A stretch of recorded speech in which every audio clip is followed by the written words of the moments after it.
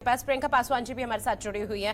Ma'am देखिए, तमाम तरह की चीजें हैं और इसमें कोई दो राहें नहीं, क्योंकि चमत्कार कहें, अंधविश्वास कहें, हर चीज यहाँ पर अब सबके सामने है। कुछ भी किसी से छिपा हुआ नहीं है, क्योंकि जितने भी इनके अब तक वीडियो सोशल मीडिया पर वायरल हो रहे हैं उसमें हम सीधे तौर पर देख सकते हैं किस तरह से समस्या को बताने से पहले ही वो खुद एक पेपर में लिख देते हैं, उसके बाद समाधान का यहाँ पर जिक्र भी किया जाता है और कहीं ना कहीं उसका असर सीधे तौर पर जो उनके श्रद्धालु वहां पर पहुंच रहे हैं, जो लोग वहां पर पहुंच रहे हैं, उसमें साफ तौर पर देखने को मिलता है। ऐसे में सीधे तौर पर जानने की कोशिश करेंगे समाज पर क्या असर पड़ता है इसका। इनके पक्ष में जो शुक्ला जी थे और वो सनातन धर्म और ब्राह्मण धर्म की जो ये बात कर रहे हैं, ये तो सबसे पहले मैं ये खुद नहीं बोलना चाहती थी कि ये धर्म और किसी चीज से इसको जोड़ा जाए, क्योंकि पाखंड अंधविश्वास का अंत अगर जब तक भारत में नहीं होगा, और हमारे संविधान में लिखा हुआ है कि विज्ञानवाद की बातें होनी चाहिए, क्योंकि हम लोग जितना अभी कुछ सालों में आगे बढ़े हैं और फिर वापस उसी दौर में चले आए जहां तक ये धीरेन्द्र शास्त्री की बात है, और इनका बहुत ही चीजें वायरल होती रहती हैं कि ये यहाँ से ये पर्ची निकाल देंगे वो सही हो जाएगा, वो निकाल देंगे सही हो जाएगा। तो कुछ चीजें मैजिकल, ये चीजें कुछ चीजें बाहर से सीख कर आए हुए हैं और उस चीज को ये चमत्कार कहते हैं। हालांकि अब ये चीजें बाहर में भी, ये चीजें आप अभी तक कहीं सीख करके क्यों नहीं आई प्रियंका जी? सीखते हैं प्रियंका जी, मैजिकल ये लगाते हैं और लोग पैसा कमाते हैं, ये ठीक है, इसको आप कर सकते हैं, लेकिन इसको धर्म के साथ जोड़ करके, एक तो ये धर्म को, हिंदू धर्म को या भारतीय समाज को पूरी तरह ये बदनाम ये लोग करते हैं कि इस तरह की चीजें जोड़ करके और पूरे समाज को अंधविश्वासी बना देते हैं। नहीं, लेकिन प्रियंका जी मैं जानने की कोशिश आपसे करूंगी। मैम एक मिनट मैम लौटूंगी मैं आपके पास, लेकिन अस्पताल जाओ ना, मैम बात तो सुन लीजिए। बिल्कुल आपकी बात से सहमत हूँ, लेकिन आपसे जानने की कोशिश करेंगे जिस तरह से आप कह रही है कि धर्म के प्रति यहाँ पर कहीं ना कहीं जो जहर है वो घोलने की कोशिश की जा रही है, इसके सीधे तौर पर कोई उदाहरण पेश कीजिए। पहले तो आप क्या कह रहे हैं? आपकी आवाज नहीं आई मेरे पे। आवाज मिल रही है अब तक?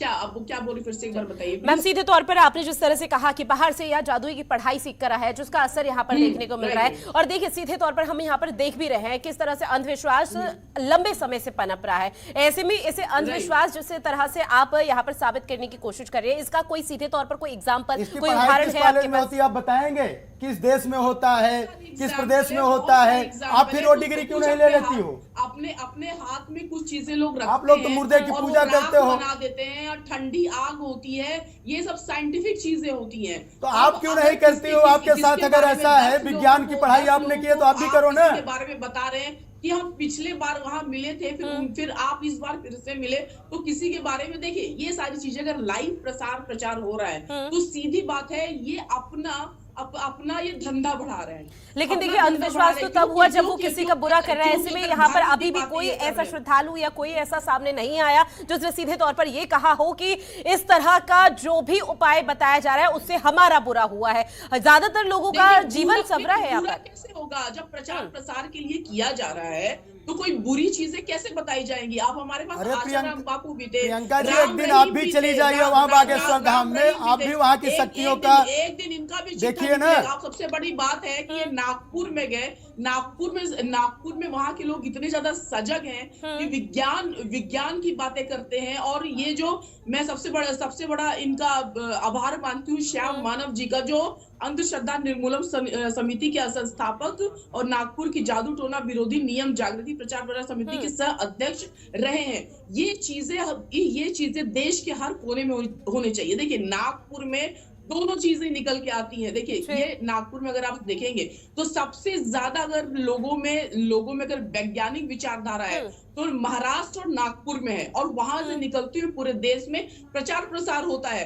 अगर ये और जगह जैसे कि यूपी में चले जाए या पुराने गांवों में चले जाएं तो डेफिनेटली ये अपना धंधा पा सकते हैं, लेकिन वहां से उनके इतने पैसे नहीं मिलेंगे। तो ये ऐसी जगह ये लोग जाते हैं, मीडियम क्लास को ये लोग अपने कब्जे में करते हैं। और देखिए आप एक बात बताइए, एक कुछ केमिकल होता है जो अगर हाथ में रखेंगे पकड़ेंगे वो राख हो जाता है। आग अपने हाथ से निकाल देते हैं, कुछ चांदी अपने हाथ से निकाल देते हैं, किसी के बारे में जानकारी इकट्ठा करके पर्ची निकलवा देते हैं। तो आप बताइए, ये तो चीजें बिल्कुल ही मतलब आप वहां नहीं जाएंगे, अपना अस्पताल नहीं जाएंगे, कोई चीज हो जाएगा, चले जाओ बागेश्वर बाबा के पास में, देखिए ये चीजें ना मतलब मुझे तो इस लेवल पे लोग भीड़ बैठती है उनके वहां पे, इसमें तो कोई दो राय नहीं है कि ज्यादातर लोग किस किस उसमें आते हैं कि डेफिनेटली वहां कुछ प्रसाद मिलता होगा। जी। और आज तक जितने भी आशाराम बापू ये लोग जो भी चीज रहे हैं, तो ये लोग कुछ जरूर भांग जैसी चीजें कुछ मिला के वहां अपने श्रद्धालुओं को देते होंगे, जहां वो लोग बैठ के बिल्कुल अब बिल्कुल सुन्न हो जाता है जो चीजें, फिर जय हो जय हो जय हो बाबा की यही चीजें होती है। रामपाल भी जी देते हैं कि नहीं?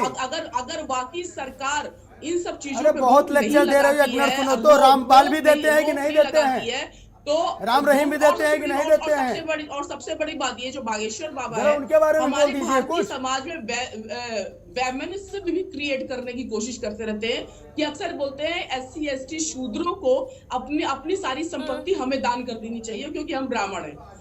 मैं पूरे ब्राह्मणों की बात नहीं कर रही हूँ, देखिए ये कुछ ब्राह्मण होकर के सारे ब्राह्मणों को ये लोग ठीक बदनाम है, सीधे करते तौर हैं। पे ये समझा जाए कुछ- समाज पर इसका सीधा कोई कुछ असर नहीं पंडित पड़ता और पुजारी ऐसे में मिलकर के सारे अंधविश्वास जो है पुजारी वो पूरी तरह से फल फूल